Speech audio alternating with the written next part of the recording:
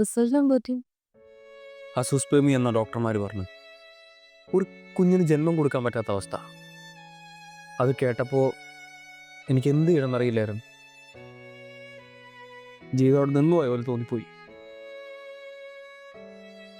ജീവിതം അവസാനിപ്പിക്കാനുള്ള ഒരു ധൈര്യക്കുറവ്, നിന്റെ മുന്നിൽ വന്ന് നിൽക്കാനൊരു അപർഷതാബോധം, ഇത്രയപ്പോൾ ഞാൻ ഒളിച്ചോടി. ഒരുപാട് സ്ഥലങ്ങളിൽ എൻ്റേതായ യാത്രകൾ, ഒരുപാട് ജോലികൾ ചെയ്തു. ഒരു ജിപ്സിയെ പോലെ ഞാൻ അലഞ്ഞു. എപ്പോഴും നിന്നെ വന്നൊന്ന് കാണണം, നിന്നോടൊന്ന് സംസാരിക്കുന്നൊക്കെ ഉണ്ടായിരുന്നു. പക്ഷേ ഒരു പൗരുഷം നഷ്ടപ്പെട്ട ആണിൻ്റെ അവസ്ഥ നിനക്ക് പറഞ്ഞാൽ മനസ്സിലാവണമെന്നില്ലല്ലോ.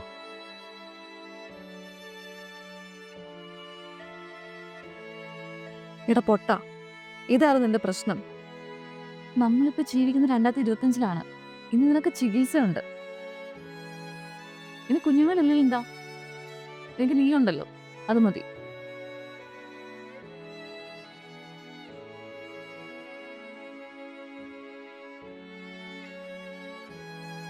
അപ്പൊ ഇങ്ങനെ കിട്ടല്ലേ?